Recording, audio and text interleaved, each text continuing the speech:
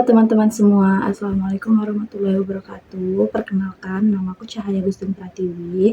Aku dari kelas 1B dengan NPM A1G024056 dan dosen pengampu Bapak Dr. Muhammad Kristiawan MPD. Di video kali ini aku akan menjelaskan materi tentang manajemen peserta didik dan manajemen sarana dan prasarana sekolah. Jadi sebelum kita lanjut ke materinya, apa sih sebenarnya manajemen peserta didik itu? Jadi manajemen peserta didik adalah proses yang berkaitan dengan pengelolaan siswa mulai dari ia diterima hingga ia lulus dari sekolah tersebut. Nah, sedangkan manajemen sarana dan prasarana sekolah itu adalah proses yang berkaitan dengan fasilitas fisik yang menunjang kegiatan belajar mengajar di sekolah. Nah, manajemen peserta didik dan manajemen sarana prasarana sekolah memiliki aspek-aspek penting, di antaranya aspek penting dalam manajemen peserta didik yaitu yang pertama ada penerimaan peserta didik baru atau PPDB. PPDB ini merupakan proses seleksi atau proses penerimaan peserta didik baru yang sesuai dengan kapasitas sekolah. Yang kedua ada penempatan dan penjurusan. Menentukan kelas dan jurusan yang sesuai dengan minat dan potensi siswa. Lalu yang ketiga ada layanan konseling dan bimbingan.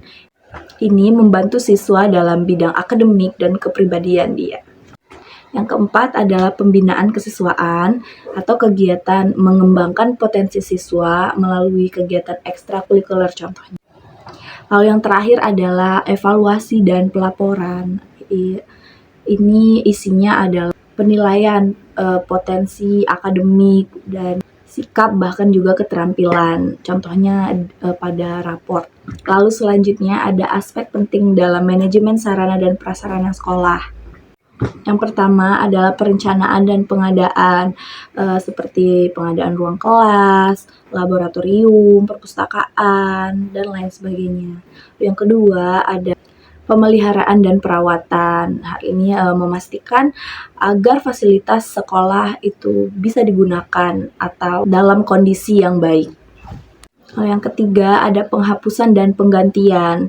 Hal ini meliputi dengan menggantikan sarana dan prasarana yang sudah tidak layak pakai.